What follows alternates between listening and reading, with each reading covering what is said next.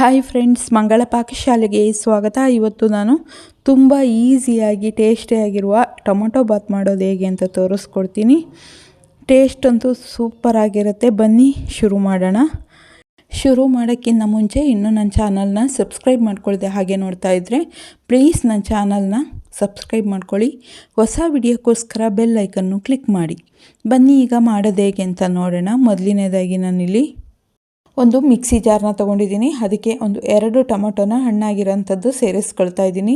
2 ಗೆಡ್ಡೆ ಬೆಳ್ಳುಳ್ಳಿನ ಸಿಪ್ಪೆ ತೆಗೆದು ಸೇರಿಸ್ಕೊಳ್ತಾ ಇದ್ದೀನಿ.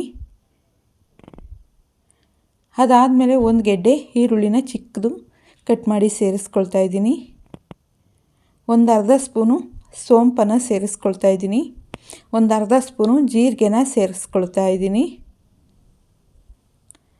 ಅದಾದಮೇಲೆ ನಾನಿಲ್ಲಿ 1 ಇಂಚಿನಷ್ಟು ಶುಂಠಿನ ಕಟ್ ಮಾಡಿ ಸೇರಿಸ್ಕೊಳ್ತಾ ಇದ್ದೀನಿ. 1 ಇಂಚಿನಷ್ಟು ಚಕ್ಕೆ, 3 ಲವಂಗನ ಸೇರಿಸ್ಕೊಳ್ತಾ ಇದ್ದೀನಿ. ಸೇರಿಸ್ಕೊಂಡು ರುಬ್ಬೋದಕ್ಕೆ ಎಷ್ಟು ಬೇಕಷ್ಟು ನೀರನ್ನ ಸೇರಿಸ್ಕೊಂಡು ರುಬ್ಕೊಂಬಂದುಬಿಡೋಣ. ಈಗ ರುಬ್ಬಿ ರೆಡಿಯಾಗಿದೆ. ಗ್ಯಾಸ್ ಮೇಲೆ ಒಂದು ಕುಕ್ಕರ್ನ ಇಟ್ಟಿದ್ದೀನಿ. ಅದಕ್ಕೆ 1 ಸ್ಪೂನ್ ತುಪ್ಪ, 1 ಸ್ಪೂನು ಎಣ್ಣೆನ ಸೇರಿಸ್ಕೊಳ್ತೀನಿ. ತುಪ್ಪ ಎಣ್ಣೆ ಚೆನ್ನಾಗಿ ಕಾದ್ಮೇಲೆ ನಾನಿಲ್ಲಿ 1 ಗೆಡ್ಡೆ ಈರುಳ್ಳಿನ ಕಟ್ ಮಾಡಿ ಸೇರಿಸ್ಕೊಳ್ತಾ ಇದ್ದೀನಿ. ದಪ್ಪ ಗೆಡ್ಡೆನ ಕಟ್ ಮಾಡಿ ಸೇರಿಸ್ಕೊಳ್ತಾ ಇದ್ದೀನಿ. 2 ಪಲಾವ್ ಎಲೆನ ಸೇರಿಸ್ಕೊಳ್ತಾ ಇದ್ದೀನಿ. 3 ಹಸಿರು ಮೆಣಸಿನಕಾಯಿನ ಕಟ್ ಮಾಡಿಬಿಟ್ಟು ಸೇರಿಸ್ಕೊಳ್ತಾ ಇದ್ದೀನಿ. ಒಂದು ಸ್ವಲ್ಪ ಕರಿಬೇವನ್ನ ಸೇರಿಸ್ಕೊಳ್ತಾ ಇದ್ದೀನಿ. ನಾನು ಇದಕ್ಕೆ ಮಸಾಲೆ ಪದಾರ್ಥ ಯಾವುದನ್ನು ಹಾಕಿಲ್ಲ, ರುಬ್ಬೋದಕ್ಕೆ ಸೇರಿಸಿರೋದ್ರಿಂದ ನಾನು ಹಾಗೆ ಮಾಡ್ಕೊಳ್ತಾ ಇದ್ದೀನಿ. ಮಸಾಲೆ ಜಾಸ್ತಿ ಬೇಕು ಅಂದರೆ ಹಾಕ್ಕೋಬೋದು. ಮಸಾಲೆ ಇಷ್ಟಪಡಿದವರು ಅಷ್ಟು ಹಾಕ್ಕೊಂಡಿದ್ದೀವಲ್ಲ ಅದೇ ಸಾಕಾಗುತ್ತೆ. ಈರುಳ್ಳಿ ಎಲ್ಲ ಚೆನ್ನಾಗಿ ಬೆಂದ ಮೇಲೆ ನಾನಿಲ್ಲಿ 1 ಟೊಮೊಟೊನ ಕಟ್ ಮಾಡಿಬಿಟ್ಟು ಸೇರಿಸ್ಕೊಳ್ತಾ ಇದ್ದೀನಿ. ಅದನ್ನು ಚೆನ್ನಾಗಿ ಬೇಯಿಸ್ಕೊಳ್ಳೋಣ. ಒಂದು ಸ್ವಲ್ಪ ಸಾಫ್ಟ್ ಆದಮೇಲೆ ನಾನಿಲ್ಲಿ 1 ಬಟ್ಲಿನಷ್ಟು, 1 ಹಿಡಿಯುವಷ್ಟು ಪುದೀನ, 1 ಹಿಡಿಯುವಷ್ಟು ಕೊತ್ತಂಬರಿ ಸೊಪ್ಪನ್ನ ಸೇರಿಸ್ಕೊಳ್ತಾ ಇದ್ದೀನಿ ಕಟ್ ಮಾಡಿ. ಅದನ್ನು ಚೆನ್ನಾಗಿ ಮಿಕ್ಸ್ ಮಾಡ್ಕೊಳ್ಳೋಣ. ಈಗ ಟೊಮೊಟೊ, ಈರುಳ್ಳಿ, ಕೊತ್ತಂಬರಿ ಸೊಪ್ಪೆಲ್ಲ ಸಾಫ್ಟ್ ಆದಮೇಲೆ ನಾನಿಲ್ಲಿ 1.5 ಸ್ಪೂನಷ್ಟು ಅಚ್ಚ ಪುಡಿ, 1 ಸ್ಪೂನು ಸಾಂಬಾರು ಪುಡಿ, 1/4 ಸ್ಪೂನಷ್ಟು ಅರಿಶಿನ ಸೇರಿಸ್ಕೊಂಡು ಚೆನ್ನಾಗಿ ಮಿಕ್ಸ್ ಮಾಡ್ಕೊಳ್ಳೋಣ. ಅದಾದಮೇಲೆ ನಾನು ರುಬ್ಬಿಟ್ಕೊಂಡಿರೋ ಮಸಾಲೆನ ಸೇರಿಸ್ಕೊಳ್ತಾ ಇದ್ದೀನಿ.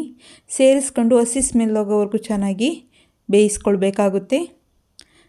ಚೆನ್ನಾಗಿ ಬೇಯಿಸ್ಕೊಂಡ್ಮೇಲೆ ನಾನು ಅಕ್ಕಿನ ಸೇರಿಸ್ಕೊಳ್ತಾ ಇದ್ದೀನಿ. ನಾನು ರೆಡಿ ಮಾಡೋದಕ್ಕಿಂತ ಮುಂಚೆನೇ ಒಂದು ಅರ್ಧ ಗಂಟೆ ಮುಂಚೆ ನೆನೆಸಿಟ್ಟಿದ್ದೆ.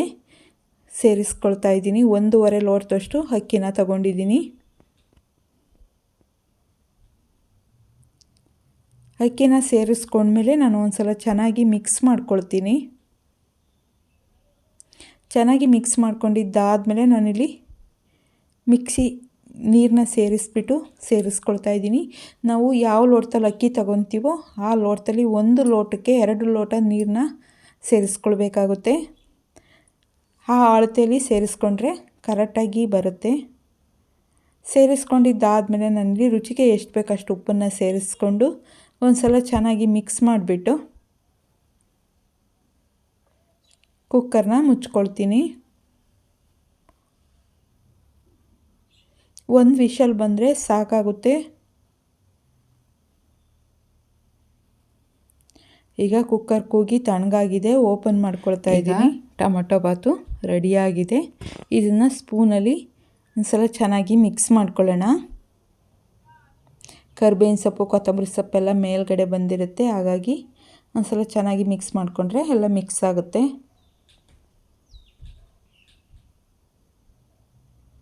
ಈ ರೀತಿ ಒಂದು ಸಲ ಟೊಮೊಟೊ ಬಾತ್ ಮಾಡಿ ನೋಡಿ. ಬಟಾಣಿ ಏನು ಇಲ್ದಿದ್ರೂ ಈ ರೀತಿ ಸಿಂಪಲ್ಲಾಗಿ ಟೊಮೊಟೊ ಬಾತನ್ನ ಮಾಡ್ಕೊಳ್ಬಹುದು. ತುಂಬಾ ಇಷ್ಟ ಆಗುತ್ತೆ, ತುಂಬ ಚೆನ್ನಾಗೂ ಕೂಡ ಇರುತ್ತೆ.